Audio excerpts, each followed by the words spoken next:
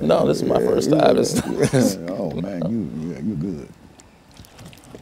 Because you got the information. That's what makes you good. See, when you have the information, then you can do it. Yeah. See, and so when we come back to this final segment, I'll introduce the show again. All right. But and in case I forget, but what I'd like for you to do is to look at these two personalities within the context of all the things that you've studied about them and writing your book and books and et cetera, and to look and to examine those two individuals, Dr. Martin Luther King and Adam Clayton Powell, and point out whatever the similarities or difficulties and et cetera, whatever you want to talk about. But I think that would be good to end this, because these are the two most important individuals in terms of contemporary black society and the institutional church. You see, and I'd like to know more about about this myself. You see, and so when we come back, we'll do that. We'll do this. We will have, excuse me, we'll have 10 minutes to do this. I need some water myself. Yeah. Okay, very good. Thank you. Now, Herbert Marbury. Yes, that's it. Okay, well, I have to do that every time. See, you're giving us some excellent, and I don't want to make any noise.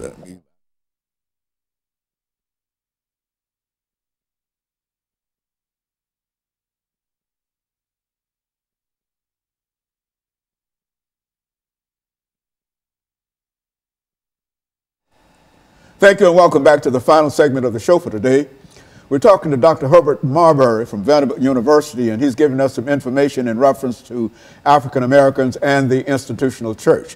Doctor, let's see if we might be able to pick up during this final segment to talk about what I consider to be two very, very significant individuals that you've already mentioned, Dr. Martin Luther King and Adam Clayton Powell. And let's see what you know about those individuals and how they fit into what we're trying to do at this particular time. Right. Well, in the chapter on the Civil Rights Movement, I take up Dr. King and Adam Clayton Powell as a pillar of cloud and fire. Dr. King as a pillar of cloud, and and Adam Clayton Powell as a pillar of fire. And when I say pillar of fire, I mean someone who kind of brandished, if you will, his brashness, a boldness, a certain radical nature. Adam Clayton Powell was very clear while he was in Congress that he called himself the baddest Negro in Congress. Yeah, go on. Right. And he flouted the rules. He didn't stomach segregation. He didn't take kindly to the kinds of conventions that made African Americans second class. And in part it had to do with his upbringing, had to do with who he was, but it also had to do with, I think, growing up in Harlem. And he really was, I call him, a son of the Harlem Renaissance. He was the new Negro, as I understand it, that the Harlem Renaissance writers had hoped for. He started one of the first boycotts of the public transportation system in Harlem. One of the first sort of public service programs at his church at Abyssinian Baptist Church. And by the time he went to Congress, he was pastoring the largest Protestant congregation in the nation. Adam Clayton Powell is known for his he's not only known for his pastoral work, but he's known for the Powell Amendment, which was a little known sort of codicil that he would add to every bill that sent funding for public accommodations, and it was a bill that said that public funding could not be used for segregated institutions.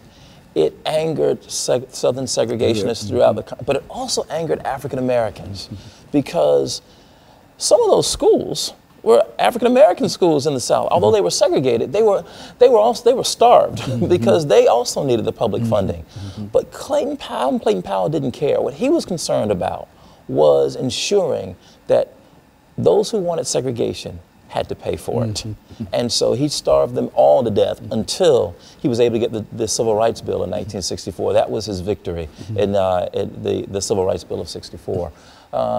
He was there when Lyndon Baines Johnson signed it, but so was Dr. Martin Luther King Jr. And King, who was, they were both princes of the Black Baptist Church. Adam Clayton Powell had gone to, attended school in New York. His father, his father, in many ways, had groomed him to be a prince of the Baptist Church. Martin Luther King, as Dr. King, as Dr. King's father. Good. His father pastored Abyssinian, while Dr. King's father pastored Ebenezer, and they both groomed their sons for the roles that they would take. They both went to elite schools, Morehouse College in the South, and they both were products of the black middle class. But where they differed, I think, was Dr. King grew up in the segregated South, born right at 1929, just as America was going into the Great Depression. And Dr. King saw a different and a brutal side of white segregationist power. And it was something that I don't think Adam Clayton Powell saw. That shaped Dr. King in a way that that Adam Clayton Powell didn't. And led to his assassination. Yes, and led to his assassination. Absolutely. In a sense, both of them were assassinated. Dr. King, literally. Good. Adam Clayton Powell was politically destroyed because of his brashness. So what I find with now, both of them come at a time when African Americans have migrated, and I think this is also important to make the making of these two figures. African Americans began to migrate immediately after the Civil War. Every 10 years, you look at the census, you see more and more African Americans migrating toward the west and toward the north. Except for the 10 years during the Depression, when you don't see much migration, but you see, and so African Americans migrated from rural communities in the South to cities in the South like Montgomery and Atlanta. That created the possibility for a Montgomery bus boycott, but also created the possibility for an Abyssinian Baptist church, which was Adam Clayton Powell's political base, and which became for Martin Luther King the base for the Montgomery bus boycott and Ebenezer. And so as these two figures began to interpret the biblical text, they thought of the Exodus story for Adam Clayton Powell. The Exodus story guaranteed for African Americans in his sermon, "Stop Blaming Everyone Else," which he preached at Abyssinian Baptist Church in the 50s. It was a sermon that invited African Americans to fully participate in what it meant to be a citizen, take responsibility for what it meant to be a citizen. He really pushed African Americans. He pushed African Americans to take responsibility for it. And so for Martin Luther King Jr., however, there was a different way of understanding the biblical text. Martin Luther King Jr., growing up in the South, personal piety became very important. In as much as his political work, personal piety became a mask, if you will, for Martin Luther King Jr.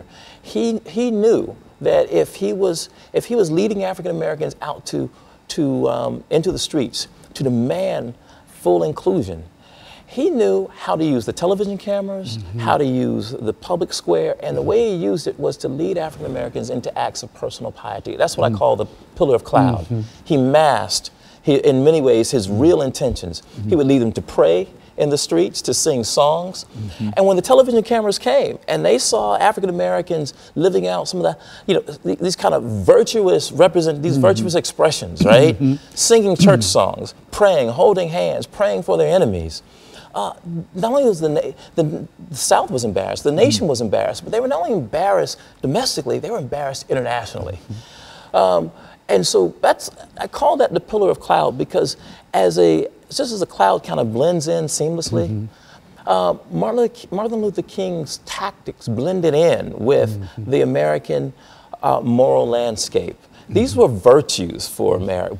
And this was also Dr. Martin Luther King behind the veil. Yes. And you know more about that because Yes. of one of your professors, I'm sure. Dr. Baldwin. Dr. Baldwin, Right. who talked about Right. that and et cetera. And I think that Yes. you're an excellent reflection Yes. in terms of what he said about that and some of the things that you're saying Yes. about that. And I want you to know that the information that you're giving us now is very, very precious. Right. And I think that understanding these two individuals Right. and some of the things that they faced and how different they were, one from the north and one from the south, yeah. but yet and still they had the same commitment, and while they went about it differently, they had the same commitment in terms of the uplift of African Americans to eventually reach the promised land. Right. And I think that that's what we're still trying to move toward. And that's Is what that- that's what we're still trying. That's what I hope that as you read my book, but as we think about biblical interpretation today,